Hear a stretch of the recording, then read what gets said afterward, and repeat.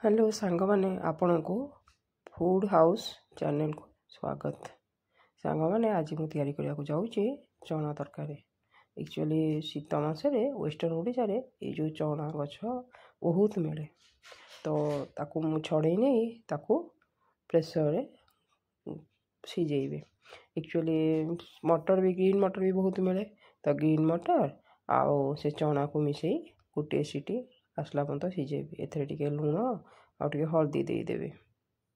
तो सांग माने आपण माने प्लीज कमेंट करी कहिबे एक्चुअली एटा वेस्टर्न ओडिशा रे तो मिले, आपण अन्य जो ओडिशा अच्छी ईस्ट वेस्ट एथरे मिले कि नहीं। तो एबे ताको गोटे सीटी आसला पर्यंत सिझेई देबे। गोटे सीटी आसला भीतर आम मसला रेडी करदे। मसला भितर मु नेइछि अदा रसुण टमाटर पियाज लंका और धनिया पत्र आपको ग्राइंडिंग करदे।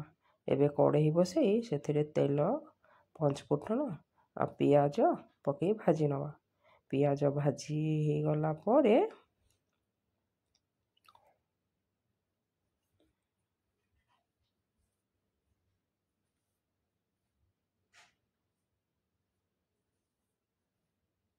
आमे जो ग्राइंडिंग करी जो मसला रखी ना ताको पकई दबा।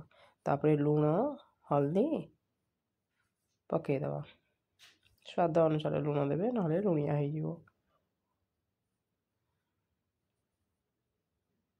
तापरे जीरा पाउडर हाफ चामच, धनिया पाउडर हाफ चामच पकई ताको भल भाव कषि नवा। एथरे एबे रेड चिली पाउडर भी मु हाफ चामच देइछि। रेड चिली पाउडर आपणकर ऑप्शनल, आपण चाहिले यूज कर परिबे, न पकेले भी चलिबो। बर्तमान भल भाव घांटी नवा।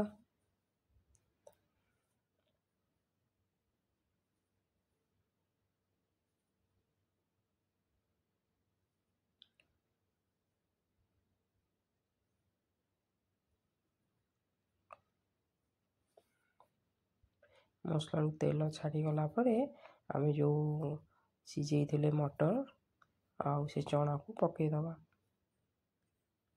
आमे जो सिझे थे जो मटर आउ चना पानी को आमे फोपाड़बानी, कहीं एटा बहुत पुष्टिकर।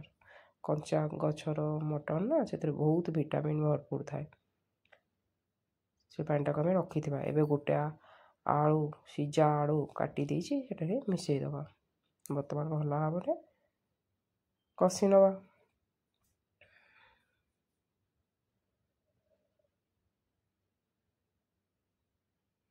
बर्तमान कषि हो गलानी। एबे से जो सीझा होता पानीटा एबे देदबा। तापरे भल भाव गोले दे ताको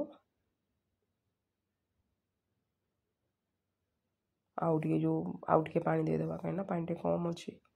आउ टिके पानी देदबा। एथरे एबे कस्तूरी मेथी आउ मसला गुंड टिके पकई दबा। पकई देकी ताको फुटई नवा।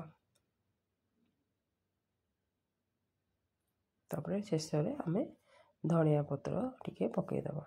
हमर रेडी हो गला चना तरकारी। Thank you for watching.